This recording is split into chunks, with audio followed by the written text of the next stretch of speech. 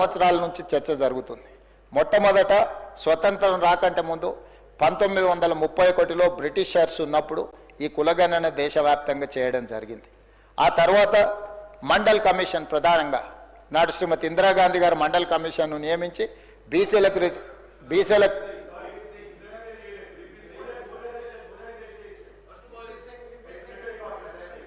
Okay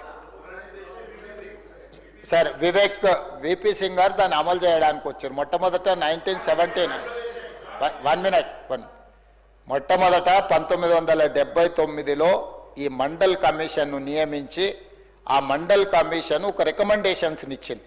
ఆ రికమెండేషన్స్ని VP Singh గారు ప్రధానమంత్రిగా ఉన్నప్పుడు దాన్ని అమలు చేయడానికి దాన్ని తీసుకొని వచ్చింది అధ్యక్ష. ఆనాడు మండల్ కమిషన్ 52% బీసీలు ఉన్నట్టుగా గుర్తించి 27% రిజర్వేషన్లు ఇవ్వమని రికమెండ్ చేయడం జరిగింది. దాన్ని సుప్రీంకోర్టు కూడా అప్హోల్డ్ చేసింది అధ్యక్ష. ఆ విధంగా మొట్టమొదట బీసీ రిజర్వేషన్లకు చట్టబద్ధత ప్రారంభమైంది అధ్యక్ష. ఆ తర్వాత వివిధ రాష్ట్రాలలో వివిధ సందర్భాలలో రిజర్వేషన్లు ఇవ్వడం, తెలంగాణ రాష్ట్రంలో, ఉమ్మడి ఆంధ్రప్రదేశ్ రాష్ట్రంలో 29% రిజర్వేషన్లు ఇవ్వడం జరిగింది అధ్యక్ష. 15% ఎస్సీలకు రిజర్వేషన్లు, ఆనాడు 6% ఎస్టీల రిజర్వేషన్లు, మొత్తంగా 50% రిజర్వేషన్ల కింద ఆ రోజు రిజర్వేషన్లను అమలు చేసింది అధ్యక్ష. కాబట్టి ఈరోజు ఈ రిజర్వేషన్లను పెంచాలి, బలహీన వర్గాలకు అండగా నిలబడాలి అనే ఆలోచన కామారెడ్డి డిక్లరేషన్ ద్వారా కాంగ్రెస్ పార్టీ చేసింది అన్నాడు.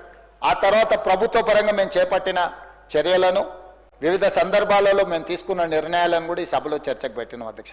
అందుకే February 4th సోషల్ జస్టిస్ డేగా ఈ రాష్ట్ర ప్రభుత్వం ఈ సభ ఆమోదం ద్వారా నిర్ణయం తీసుకున్నాం.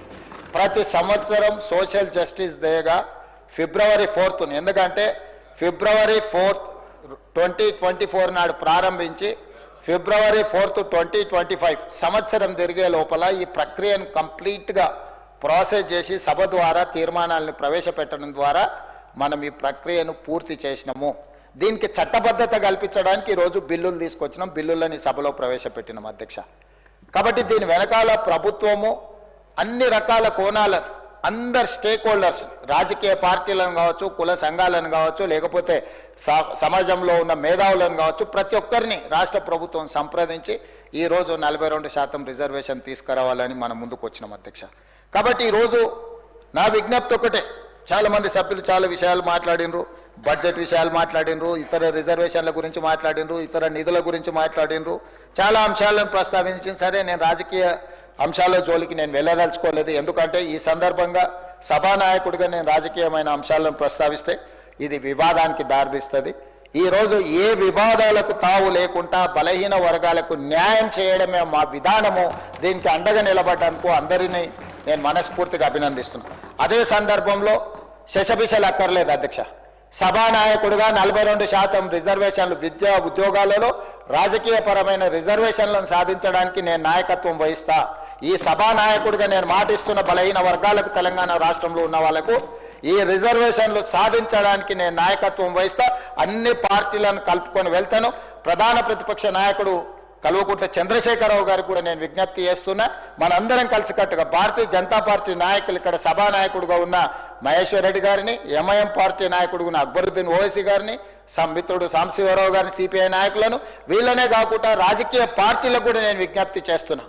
మనందరం కలిసికట్టుగా కేంద్ర ప్రభుత్వం దగ్గరికి, ప్రధానమంత్రి దగ్గరికి వెళ్దాం, చట్టాన్ని సవరించుకుందాం. ఈ చట్టాలన్నీ కూడా పరిపాలన సౌలభ్యం కోసం మనం చేసుకున్న చట్టాలే. 100 పైగా మనము రాజ్యాంగ సవరణలను చేసుకున్నాం ప్రజలకు మేలు చేయడం కోసం. కాబట్టి ఈరోజు అవసరమైతే రాజ్యాంగ సవరణ అయినా చేపట్టడం ద్వారా బలహీన వర్గాలకు విద్యా ఉపాధి అవకాశాలలో, అదేవిధంగా రాజకీయ అవకాశాలలో 42% పెంచడానికి అవసరమైన చట్టపరమైన చర్యలు అన్నిటిని కూడా మనం తీసుకోవాలి. దీనికి సంబంధించి మనం ఎవరము ఒకరు విభేదించుకోవాల్సిన అవసరం లేదు, ఇందులో ఒకరినొకరు విమర్శించుకోవాల్సిన అవసరం లేదు. మనందరి అభిప్రాయం ఒకటే అయినప్పుడు, మనందరం ఇందులో అనుకూలంగా ఉన్నప్పుడు ఈరోజు ఇంకా ఇది సాధించుకోక ఎందుకు అవుతుంది అధ్యక్ష? మనందరం కలిసికట్టుగా ప్రధానమంత్రి గారి దగ్గరికి వెళ్దాం. పార్లమెంట్ జరుగుతుంది, బడ్జెట్ సమావేశాలు ఉన్నాయి.